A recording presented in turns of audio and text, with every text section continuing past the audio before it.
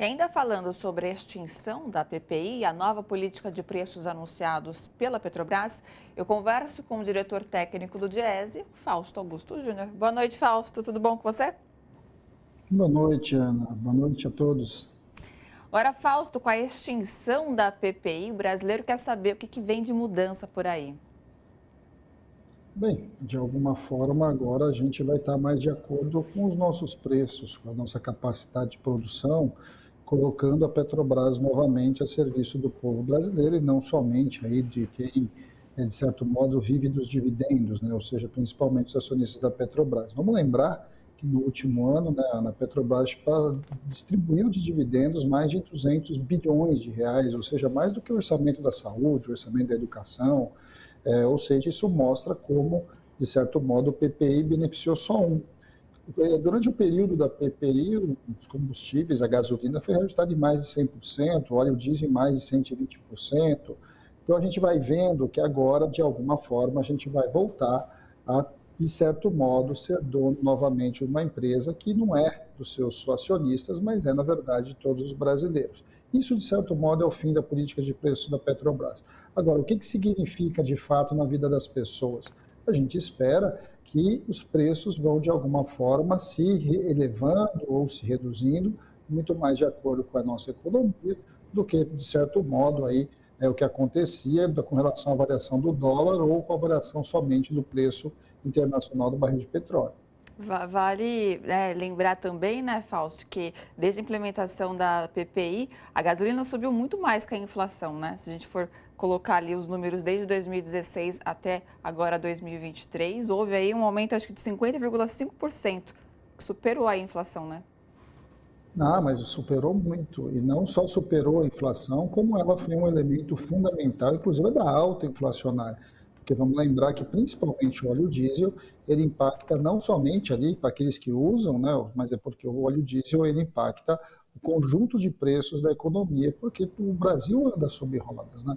Então, de alguma forma, todos os preços, inclusive os preços de alimentos, que foram os principais elementos aí de elevação da inflação, teve como um dos elementos da sua alta a elevação do preço do óleo diesel. Então é importante que, de alguma forma, agora você pode realinhar os preços dos combustíveis, que vão contribuir, inclusive, para que a gente possa melhor controlar a nossa própria inflação dos demais itens. Agora, Fausto, o modelo anterior, né, no caso a PPI, ela penalizava muito, né, os consumidores e também teve impacto até mesmo no PIB, né, do país ao repassar os custos de importação e a volatilidade internacional, né, para os preços internos. Como que algo permaneceu durante tanto tempo, né, já que era algo que penalizava também os consumidores? Quem que ganhou com tudo isso?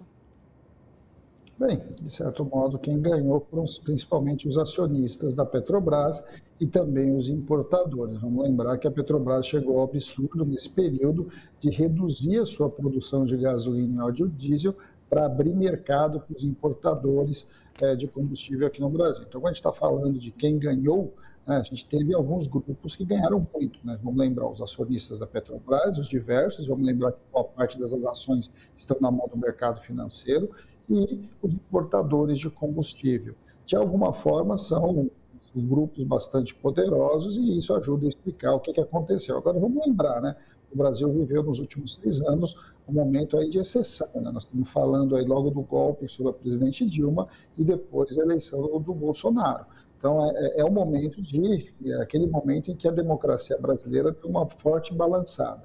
Agora, a democracia voltando, a nossa normalidade democrática voltando, de alguma forma é importante que a Petrobras vá voltando aí nos braços do povo e que vá servir a um projeto de desenvolvimento e não só a determinados grupos.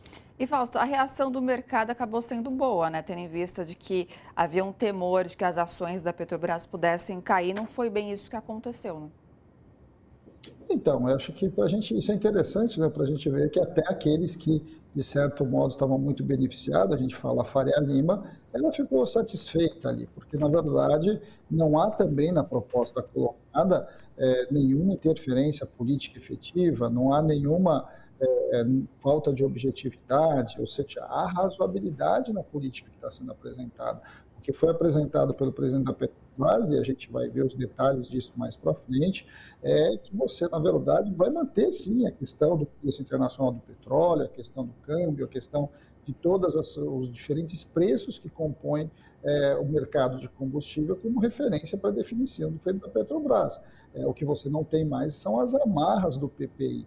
Ou seja, você tem sim uma política de preço estruturada. Essa política de preços de combustíveis no Brasil, ela é estruturada a partir de elementos muito objetivos da formação do preço da gasolina, do óleo diesel, do gás de cozinha, mas elas não simplesmente não está vinculada a simplesmente dois indicadores, que é o preço do petróleo e a taxa de câmbio. Nós estamos falando agora de uma política mais consistente, mais condizente com a realidade, que inclusive vai dar possibilidades da própria Petrobras ampliar o seu investimento, crescer enquanto empresa e vai sim continuar distribuindo lucros e dividendos para os seus acionistas, mas não vai ser absurdo do que nós vimos nos últimos anos que entrou em vigor a PPI. Perfeito, Fausto. Mais uma vez, obrigado pela sua participação aqui de todas as terças-feiras e até a próxima semana. Boa semana para você. Até a próxima, Ana. Que tenhamos boas notícias nos próximos dias como essa. Um grande abraço. Com certeza, precisamos.